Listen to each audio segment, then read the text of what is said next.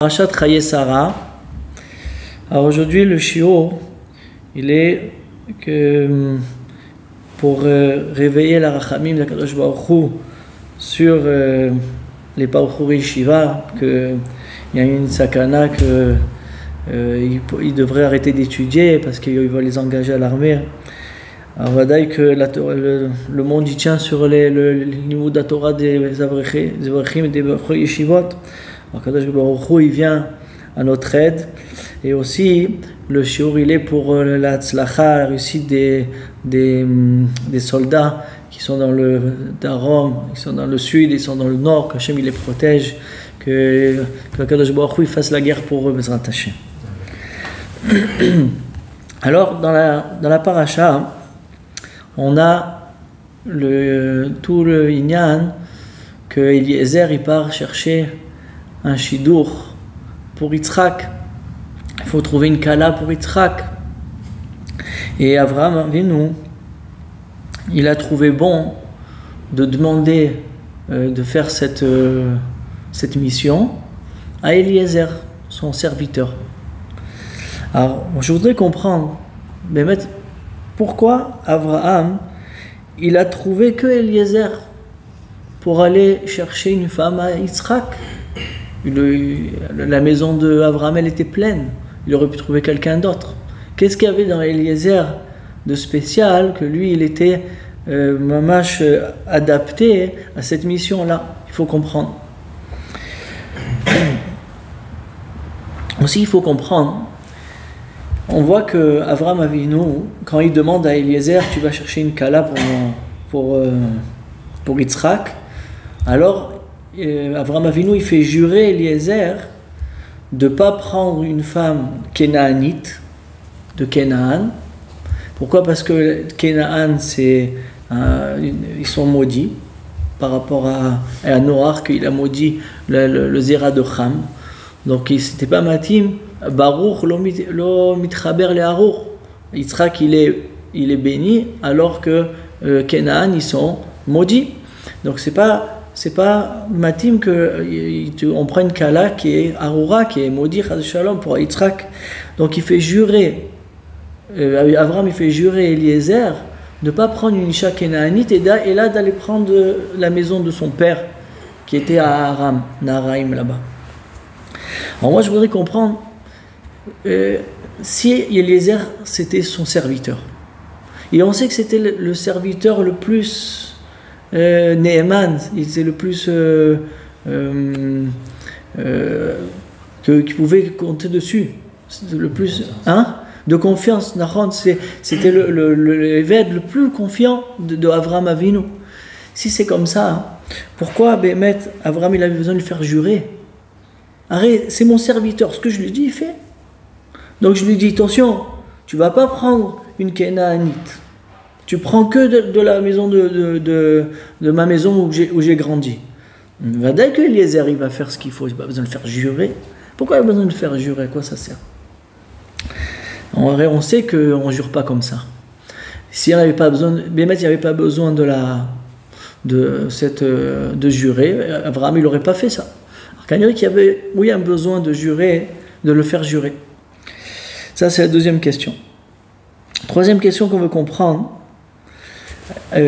Avraham Avinu il dit à Eliezer, je vais t'envoyer avec toi un ange.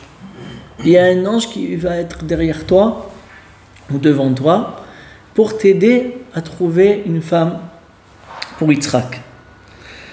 Alors aussi ça il faut comprendre. Il faut savoir que dans la génération de Avraham Avinu, il était déjà très très populaire, très célèbre. Comme on l'a vu au début de la paracha, que Bnechet, quand Avraham il a voulu enterrer Sarah, il lui disait Ata Nasi Betochenu, tu es le prince de notre génération, Betochenu, tu es le prince. Donc il était connu même de Bnechet, même des gens qui n'étaient pas avec Avraham. Et tout le monde savait que c'est le prophète de la génération Avraham. Et il savait que où il mettait la main, il avait la bracha. Il savait qu'il était très riche, il avait le kavod. Il avait tout ce qu'il voulait. Tout le monde a entendu que Sarah, elle a enfanté un enfant à 100 ans. Tout le monde a vu que Hachem, il était avec Abraham. Donc, Bémet, qui c'est qui va refuser? Qui c'est qui va refuser un shidour avec Abraham? Jusqu'à que Abraham, il a dû envoyer un malach avec Eliezer, comme ça, le malach, il va l'aider à trouver le shidour. De trouver un shidour, c'est facile de trouver un shidour à Yitzhak. Et tout le monde veut un milliardaire, qui est tzaddik, qu'il est populaire. Qu'est-ce qui manque? Il manque rien. Pourquoi il y a besoin d'envoyer un ange? Quoi ça sert?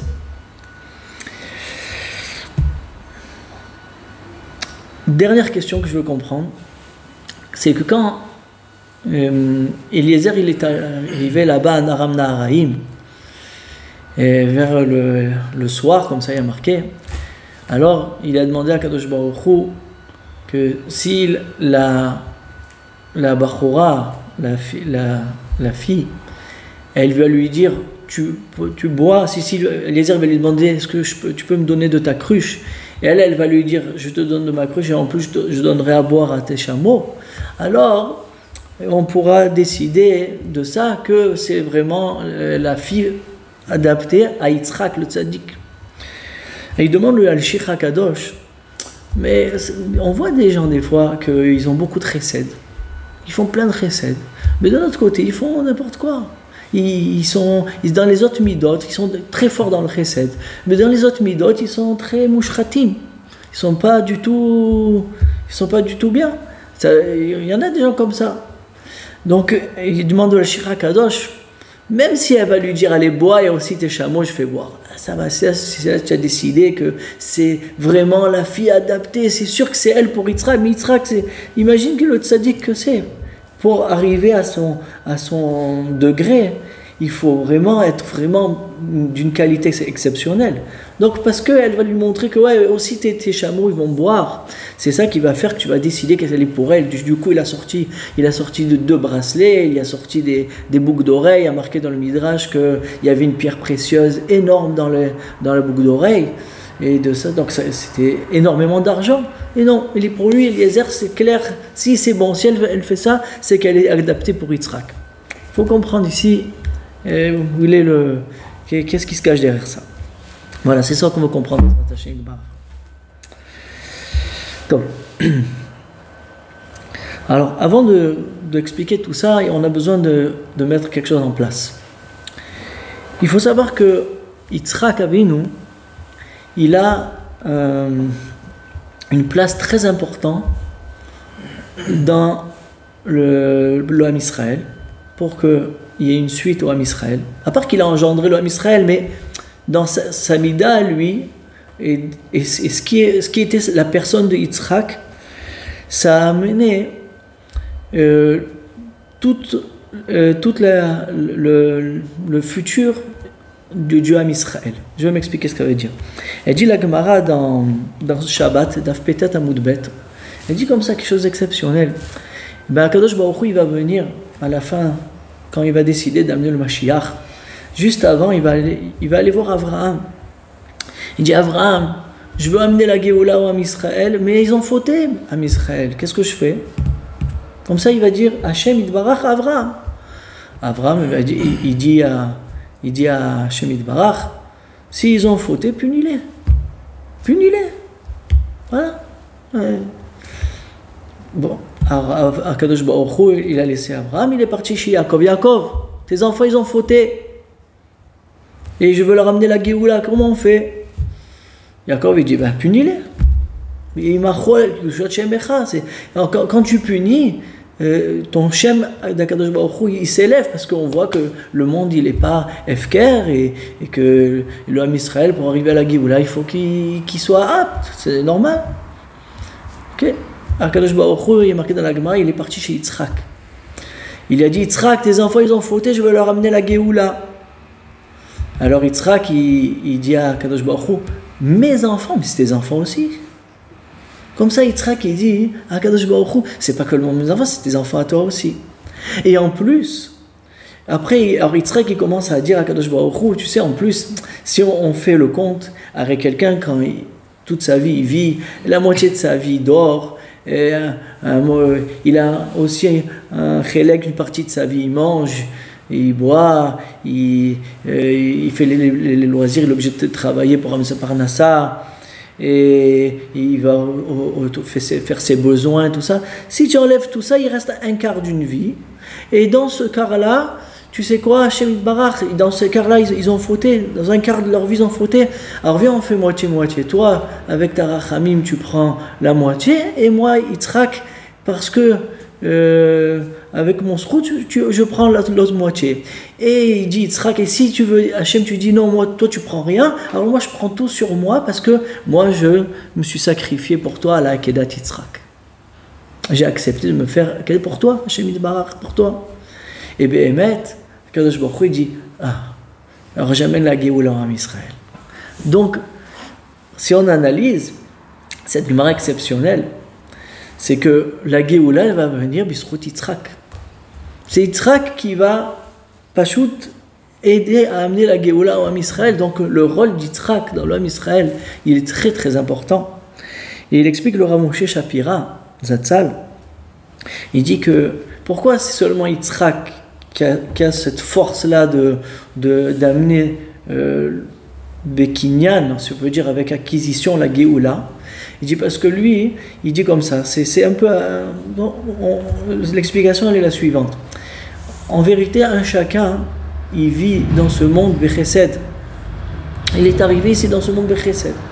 Mais lui, Avraham, Yitzhak, lui, étant donné qu'il s'est sacrifié à Kadosh Baruch Hu, il a accepté de se sacrifier, c'est comme s'il a acquéri son corps. Lui, il n'est pas Bechesed, lui, il est Bedin. Bedin, Yitzhak, il était Din, et lui, il a acquis son corps avec son maasé qu'il a fait à Kedah. Donc, ça veut dire qu'il ne vit pas Bechesed. Et quelqu'un qui a un kinyan, quelqu'un qui a acquéri son endroit dans ce monde, il peut demander aussi, amène la Géoula, amène, parce que si quelqu'un, il est que Bechesed, alors il ne peut pas demander beaucoup de choses. De toute façon, tu vis Bechesed. Mais quand tu vis Bedin, Kanita, tu as acquéri ta place dans ce monde, tu peux aussi demander la Géoula. Alors, c'est plus profond que ça, mais en tout cas, c'est ça le Inyan que Rav Moshe Shapira, en gros, il explique. Il s'allonge beaucoup pour expliquer, mais c'est pas mon dossier, c'est pas ça que je veux montrer, moi. Je veux montrer autre chose, mais en tout cas, pour comprendre le Inyan, c'est ça. Donc, on voit de tout ça que Yitzhak Avinu, il a une importance énorme dans l'âme Israël. Maintenant, quand on comprend que Yitzhak, il a une tellement grande importance, que tout le futur du Ham Israël, il dépend sur les épaules de Yitzhak. Alors, on comprend aussi que maintenant que Yitzhak, il va devoir fonder le Ham Israël avec une Kala qui s'appelle Rivka, alors Vadaï que les forces du mal, ils vont mettre des bâtons dans les roues. Parce que c'est quoi, Rabotai, la Géoula? C'est quoi la Géoula? Kadosh Baruch Hu, quand il va nous délivrer, il y a marqué à la fin qu'il va prendre le Satan et il va lui faire la Shrita. Il va faire la Shrita au Satan. Donc le Satan, il va être annulé. Il va être annulé. Donc le Satan, il sait que si Yitzhak, il est là, avec sa descendance, alors le Satan, il a plus de place dans le futur, dans ce monde-là. Donc c'est sûr que le Satan, il va essayer de tout faire pour pouvoir empêcher que cette union-là de Yitzhak et Rivka, ça va sortir. En plus de ça, Rabotai, Rivka, elle était on peut dire en mauvaise position. Il dit l'Or HaChaim HaKadosh à la fin de Parashat Vayera que dans les Neshamot, HaKadosh Baruch Hu, avant de faire sortir une Neshama dans ce monde, quand la Neshama elle est très haute, avec un très très grand degré, alors toujours se colle à elle, à la Neshama qui est Kdosha, beaucoup de Neshamot qui ne sont pas du tout dans la Kdosha, et là des Neshamot Meot. Il dit que c'est venu, ça, il dit l'Or HaChaim HaKadosh, c'est venu ça de la faute d'Adam Arishon. Quand Adam Arishon il a fauté, pas seulement dans ce monde-là, il a tout mélangé, le bon et le mauvais, et maintenant est mélangé, mais même dans le monde, dans les mondes des Neshamot en haut, il y a aussi toute une irbouvia, un mélange. Et donc quand une belle Neshama, une neshama qui brille, grande et tout, elle doit sortir dans ce monde. Alors il y a beaucoup de neshamot qui sont pas bonnes, qui se collent à elle. Et quand cette neshama elle descend dans ce monde, alors il y a beaucoup de mauvaises neshamot aussi qui descendent avec. Comme il dit le Ohr HaChaim HaKadosh, dans le voisinage de la bonne neshama, maintenant il va se trouver beaucoup de gens qui vont être Rechaim, Gdolim et autres.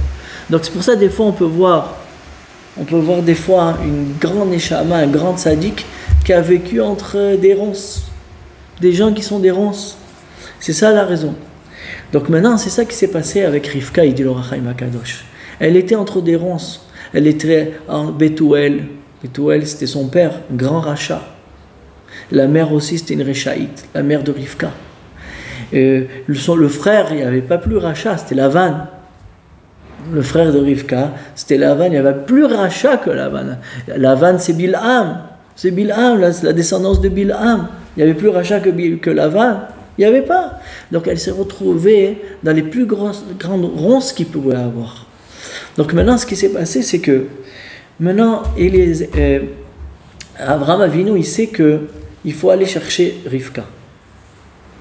Maintenant, il sait qu'il va avoir des embûches parce que d'abord, Yitzhak, c'est lui qui va amener la Géoula au Am Israël, c'est lui qui va être shochet le Satan avec sa ta'ana. Donc déjà, Aleph, le Satan, il est là, il va vouloir empêcher que ça sort la poêle. Et en plus de ça, Rivka, elle était entre des ronces. Et d'enlever la neshama de la tzadékette entre les ronces, ça va pas être facile. Arrive que les Rechaïm de là-bas, ils connaissaient tous ces inyanim-là. Ce n'étaient pas des Rechaïm qu'on connaît aujourd'hui. C'était des gens qui connaissaient dans les astres et tout ça. Et ils savaient que notre fin, c'est que Rivka, elle a chez Yitzhak. Donc Lavan, il voyait dans les constellations, si Rivka, elle va avec Yitzhak, alors nous, on n'a plus, dans le monde futur, on n'aura rien du tout.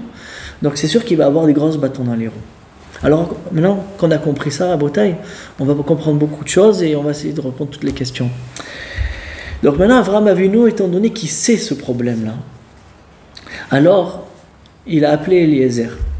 Et il a dit, Eliezer, j'ai une très grande mission difficile pour toi. Tu vas devoir rentrer dans la gueule du loup, aller là-bas, dans le rat à Lavan. C'est pas un petit celui-là. Bethuel, tout cela. Et le Satan lui-même, il va te mettre beaucoup de bâtons dans les roues. Donc, moi, Abraham, je pense que toi, Eliezer, tu es le meilleur pour rentrer dans ce problème-là et arriver à accomplir la mission. Pourquoi? J'ai 3 raisons, j'ai trouvé Rabotai. Pourquoi Eliezer, c'était le mieux de tout le monde pour rentrer dans la gueule du loup et de faire sortir, comme il y a marqué dans les Chazal, de faire sortir Ashuk Mizolel. Ashuk Mizolel, ça veut dire la prisonnière de la bouche du Satan, qui veut avaler tout, qui veut tout avaler. Comme ça, il y a marqué dans le Chazal. Alors comme ça. Rabotai, Eliezer, il avait un degré de Gdusha comme Avraham Avinu. Comme ça, le Midrash, il dit tellement qu'il s'est rapproché de son maître, bien que Eliezer, il était maudit, parce qu'il faisait partie de Cham. Il faisait partie de Cham, il était Kenaani. Mais étant donné qu'il s'est rapproché, il a enlacé Avraham Avinu, il était tout le temps avec Avraham Avinu, il a pris exemple d'Avraham Avinu. Comme il dit le Netivot Shalom, Kol ha-mechoubar la ta'or, ta'or. Tout celui qui est mechoubar, qui est lié avec la ta'ara, il devient ta'or. Il devient ta'or. Et lui, Eliezer, tellement il s'est rapproché d'Avraham Avinu, il dit le Midrash que même sa physionomie, ça on dit, sa physionomie, elle ressemblait à Avraham Avinu. Celui qui voyait Eliezer, il dit, mais c'est Avraham ça. Et Bémet, dans les Mefarshim du Midrash, j'ai vu qu'ils disent que Bémet, quelqu'un qui... Comme son effet il va, même son extérieur il va devenir. Des fois on voit des gens que Béhémet il semblait très vulgaire, très gas, on dit en hébreu, et après ils sont rapprochés de la Torah et tu les vois qu'ils sont devenus de la sagesse sur leur figure. Toute la physionomie du Banada, même sa figure elle change quand quelqu'un il rentre dans la Tahara. Et chacun qui voyait Eliezer, il voyait Avraham. Tellement il s'est rapproché de son maître. Il continue le Midrash, il dit, et aussi, comme il y a marqué au Biret Avram Bakol, d'accord? Il y a marqué juste avant qu'il a parlé avec Eliezer, il y a marqué, la Torah nous témoigne que Kadosh Baruch Hu, il a donné une bracha dans tout à Abraham. Il dit c'est quoi? Les Mefarshim disent les Moraïm dans le Midrash, il dit c'est quoi dans tout? Une des raisons là-bas, c'est que dans tout, c'est que même le Satan, il était Abraham Avinu, il tenait le Satan. Il a réussi à Kaviachol vaincre le Satan. Le Satan, il n'avait plus d'emprise sur Abraham Avinu. Après la Kedah et tout ça, comme on avait expliqué dans un Eshurim l'année dernière ou l'année d'avant, le Satan n'avait plus d'emprise sur Abraham Avinu. Il dit le Midrash, même Eliezer, il était comme ça. Il est marqué Asholet Bekol Asherlo. Il était Eliezer Sholet, il était possesseur de tout ce qu'il y avait à Abraham. C'était quoi? Même le Satan. Abraham Avinu, il s'est dit Eliezer, que lui aussi, il est comme moi, le Satan. Il n'a pas d'emprise sur lui, c'est lui le meilleur pour aller rentrer dans le Satan et faire sortir là-bas Rivka de l'Isolel. Et rappelez-vous, Rabotai, ce qu'on avait dit dans Parashat Lech Lecha cette année, on a dit que c'est qui les Mefarshim, ils disent que Avraham Avinu, il a pris Eliezer pour aller combattre contre les rois, contre Améraphel, Béaliot, tout cela. Et personne d'autre que Abraham et Eliezer. Pourquoi il a pris Eliezer? Parce qu'il savait, Abraham, que lui et Eliezer, ils n'ont pas peur du Satan. Donc il a pris Eliezer, et on avait dit que ces rois-là, c'était les forces du mal. Comme ça on avait expliqué dans Parashat Lech Lecha. Donc pour aller combattre les forces du mal, Abraham et Eliezer, eux, ils étaient aptes à ça. Donc on comprend très bien pourquoi. Lui, Abraham, maintenant, il s'est senti vieux. Donc il n'a pas voulu lui-même aller chercher à Yitzhak une Kala, mais il a envoyé Eliezer qui était de son degré, et qu'il est matim d'aller se battre contre le Satan. Une autre raison aussi pourquoi, qui ressemble à la première raison, il y a marqué, je crois que c'est dans Pirkei de Rabbi Eliezer, Ben Urkenus, il y a marqué là-bas que Eliezer c'est Og, Melech HaBashan. Vous savez, il y a marqué Og qui a été sauvé du Maboul, le géant. Il y en a qui disent que Eliezer c'est Og. Et ce Og-là, il faisait partie des forces du mal. On le sait. Et bien, tellement il s'est travaillé, Eliezer, qui était Og, qu'il a complètement changé. Il est devenu de Harour à Barour. Il est passé de maudit à béni. Et maintenant, il y a marqué dans le Zohar HaKadosh que le Navi Ovadia, c'est le seul qui a pu prophétiser, sur que Esav il va disparaître. Aucun autre Navi il a pu faire une prophétie sur ce Inyan de la Mapala de Esav. Que Ovadia. Il dit le Zohar pourquoi? Qu'est-ce qu'il a Ovadia de spécial? Il dit le Zohar Kadosh, Ovadia c'est un converti. Et un converti, il était dans le pétrin, il se trouvait très amok dans la Sitra Acha, il était complètement enfoui dans les forces du mal, il était goy. Et maintenant, qu'est-ce qu'il a fait ce guerre-là? Il s'est renforcé, il est devenu Yehudi. Quelqu'un qui était dans les forces du mal et qui est sorti, lui, il peut avoir la prophétie sur que les forces du mal ils vont disparaître. Il n'a pas peur d'eux parce qu'il était là-bas, il en est sorti. Alors j'ai pensé la même chose ici, Eliezer. C'était Og. Og, il faisait partie des forces du mal. Et il a été mitrazek, il s'est renforcé, il est sorti de ce problème-là. Alors quelqu'un qui était dans le problème et qui en est sorti, c'est lui le plus adapté à une mission pareille, d'aller dans les forces du mal et faire sortir Rivka qui était en prise dans ces ronces-là.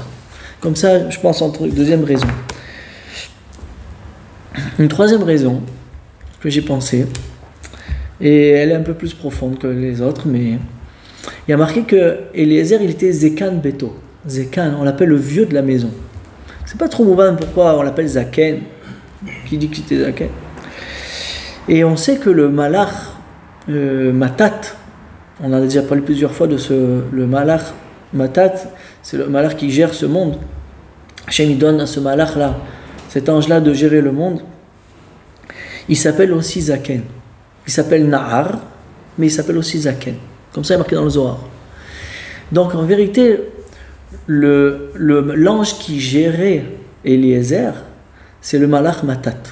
C'est quand on dit Zekan Beto, on veut faire allusion que le malach, l'ange qui gérait, qui était avec Eliezer, c'était Matat. Maintenant, en Motaï, Matat, on avait aussi mentionné une fois que la valeur numérique de Matat, toute la valeur numérique, c'est Shakai. Shakai, le Shem d'Akadosh Baruch Hu, Shakai. C'est pour ça qu'on dit Matat, Shmo Keshem Rabo. Il a le nom de son maître qui est Hashem Idbarach. Et Hashem, il s'appelle Shakai. D'accord? Maintenant, qu'est-ce qu'on met dans la mezouza? On met sur la mezouza, qu'est-ce qu'on met comme Shem? On met le Shem Shakai. Le Shem Shakai, il dit le Zohar HaKadosh dans Parashat Va'etchanan qu'il a une force de repousser les forces du mal. Il repousse. Le Matat, il est là, il fait le tri, il enlève les forces du mal des forces du bien de la Tahara. C'est sa force, Shakai, il s'appelle Shakai. Donc maintenant, Abraham Avinu, il savait que l'ange qui gérait Eliezer, c'était Matat. Et Matat lui repousse les forces du mal. Alors il a dit, lui, Eliezer, c'est le plus matim. C'est le plus adapté à cette mission-là parce qu'il a en lui cette force-là de repousser les forces du mal parce qu'il est avec le malach Matat. Et en vérité, quand Avraham Avinu, on a demandé les questions, mais tout doucement ça se répond, il a dit à Eliezer, je vais t'envoyer l'ange. Je vais t'envoyer l'ange qui va t'aider. L'ange qui va l'aider, ils disent les Mefarshim, j'ai vu, je crois que c'est là, le Shira Kadosh et dans les autres Mefarshim, ils disent que c'était Matat. Donc le malach qui est venu aider Eliezer, c'était le malach qui gérait Eliezer. Mais quand Avraham Avinu il a fait cette bracha-là, alors là, l'ange il s'est mis mamash aux côtés de Eliezer pour l'aider. Donc, qu'est-ce qu'on vient de prouver, Baruch Hashem? On a demandé dans la première question, c'est déjà on la répond. On a demandé pourquoi Avraham Avinu il a choisi seulement Eliezer. On a 3 bonnes raisons que Eliezer il était vraiment adapté d'aller faire sortir Rivka des forces du mal de toutes ces ronces là sans se piquer par les ronces. Maintenant, on a aussi, je veux répondre à la deuxième question. On a dit toute la force d'Abraham qu'il est sorti de ces forces du mal là, c'était Og et il est devenu Kadosh, c'est parce qu'il était proche de son maître, Abraham. Tout le temps il était avec son maître. Et celui qui est Mechoubar la Tahor ou Tahor, celui qui est proche de la Tahara tout le temps, pas une minute il s'est éloigné d'Avraham Avinu, pour pas justement retomber dans le problème. Alors, Avraham Avinu, en sachant ça, il a dit, je vais le faire jurer. Parce que quand quelqu'un jure, alors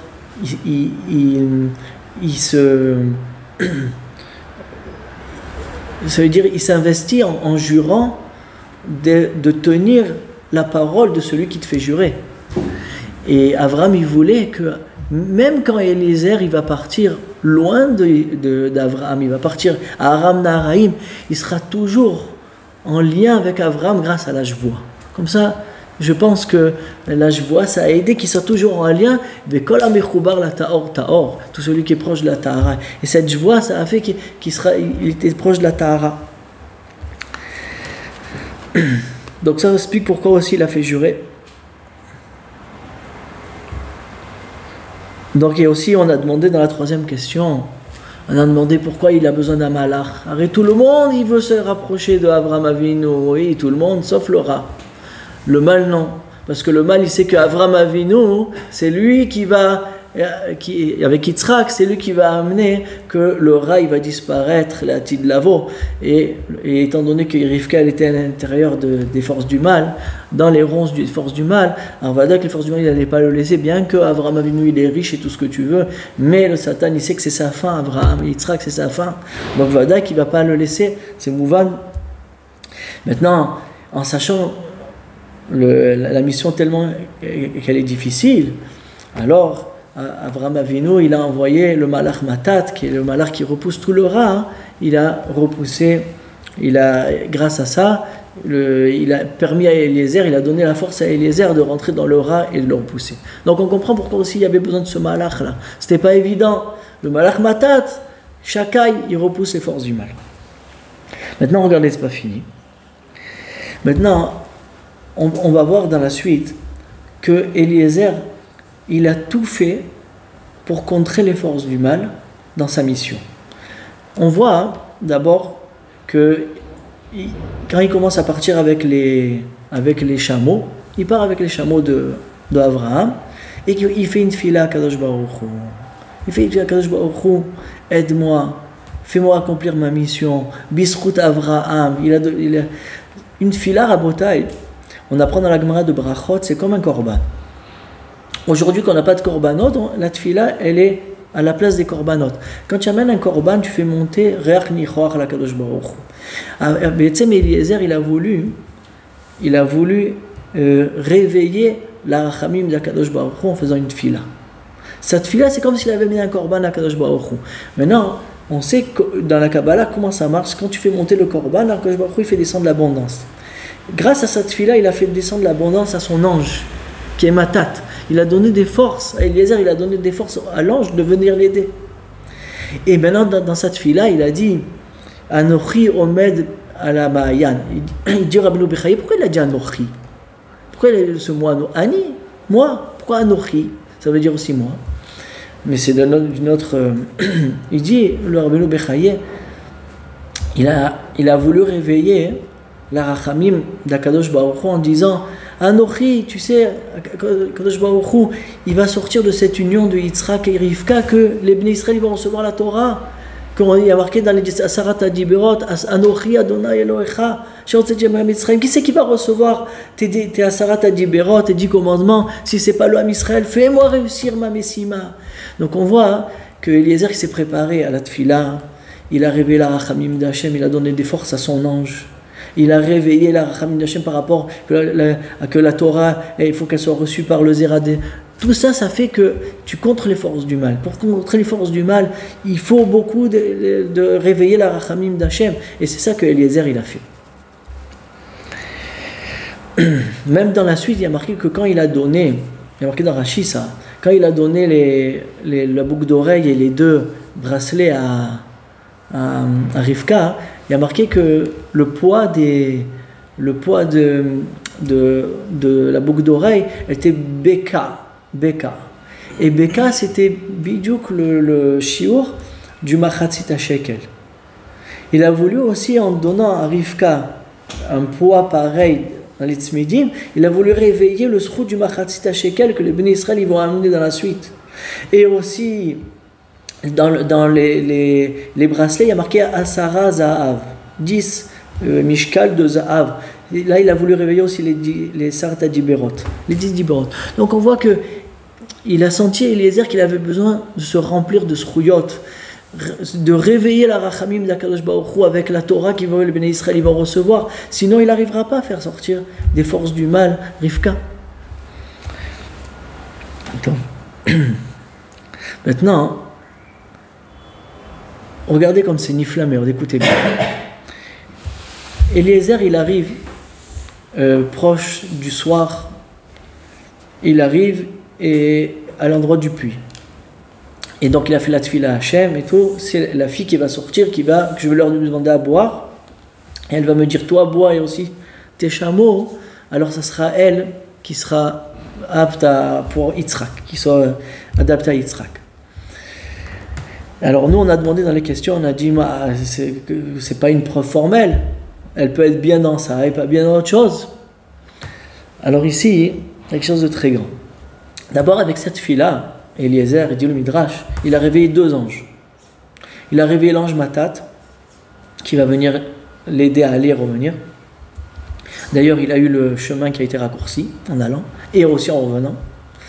Et il y a aussi un autre malach qui est venu faire sortir Rivka de sa maison. Aller chercher à boire, parce que Rivka ne sortait jamais. Rivka, elle était tsnoua, dit le Midrash. Il fallait un ange pour la faire sortir de chez elle. Elle avait peur de sortir de chez elle avec tous les mauvais gens qu'il y avait là-bas. Donc elle restait chez elle. Et bien ce jour-là, il y avait besoin d'un malach avec la tfila de Eliezer, elle avait besoin d'un malheur pour la faire sortir. Et ce qui s'est passé, elle est sortie ce jour-là spécialement avec la cruche. Alors regardez la chose comment elle est. Il est venu, Eliezer, il lui a dit, avant de ça, maintenant, lui, Eliezer, il s'est dit, Rivka, c'est vrai qu'elle peut être sa déquête, mais elle a pu être mouchpa'at, elle a pu se faire avaler par le rat qui est autour d'elle. Il me faut une preuve formelle que cette Rivka-là, elle a jamais été touchée par le mal. Et ben je vais chercher. Alors Eliezer, il a dit, je vais lui donner un mifran, je vais la mettre en épreuve dans quelque chose et je veux voir la chose. Alors écoutez, ce qu'il dit le Beth Alevi, c'est Nifla Beyoter.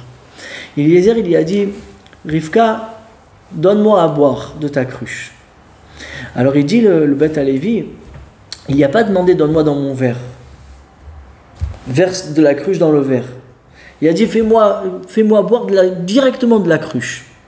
Alors il dit le Beth Alevi, c'est pas hygiénique ça. Ça veut dire peut-être je ne connais pas moi cette personne-là. Peut-être qu'il a des maladies et en plus de boire de la bouche de quelqu'un, c'est pas. Maintenant il va boire de ma cruche. Maintenant la cruche elle était grande. Quand Rivka elle a versé l'eau dans la bouche de Eliezer, donc elle l'acceptait déjà. Déjà qu'elle a accepté de lui donner, bien que c'est pas hygiénique, il s'est dit le chesed, il prend le dessus sur la politesse qui est elle préfère faire du chesed et elle s'en fout des machalotes et des maladies qu'il peut avoir. Maintenant, Eliezer il s'est dit je veux voir qu'est-ce qu'elle va faire après, parce que si elle me donne à boire dans ma bouche, si maintenant et Rivka, elle va verser l'eau après par terre parce qu'elle ne va pas amener chez elle cette eau-là que moi j'ai bu de la bouche. Elle va me faire honte.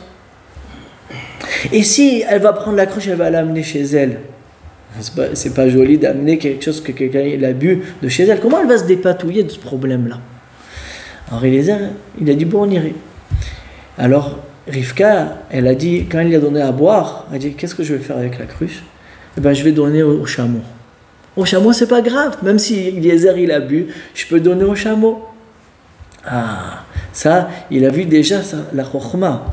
C'est ça il s'était dit cette chose-là. Que si elle me dit les chameaux, c'est qu'elle a le nefesh teora. Elle cherche à pas faire honte à quelqu'un. Alors elle dit les chameaux. Maintenant, Rivka, elle s'est dit, mais si je donne au chameau, j'ai peur que Eliezer il va croire que je donne au chameau parce qu'il a bu. Alors qu'est-ce que je vais dire? Rivka a dit, qu'est-ce que je vais dire? Je vais dire, une fois qu'ils ont fini, je vais verser la cruche, je vais encore remplir la cruche et je vais amener au chameau. Comme ça, Eliezer, il n'a pas honte de se dire qu'elle l'a donné au chameau à cause de lui. Non, parce qu'elle a rajouté encore après.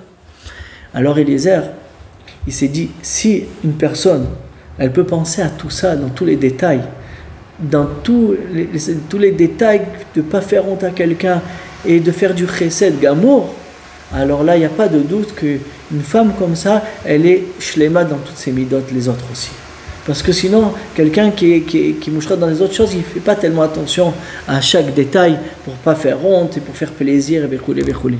Donc Eliezer pour lui c'était un siman gamour qu'elle n'a jamais été touchée, Rivka, elle était aura, sa dinut hanefesh, elle a gardé. D'accord? Donc ça, c'était une preuve formelle pour lui. Donc, on finit par la suite. Après, Eliezer, il va chez Bethuel. Alors, Eliezer, il dit, ils ont voulu lui donner à manger. Lavan, lui, d'abord, il voit l'argent de Eliezer, il voit sa sœur avec la boucle d'oreille, avec les bracelets. Il s'est dit, si...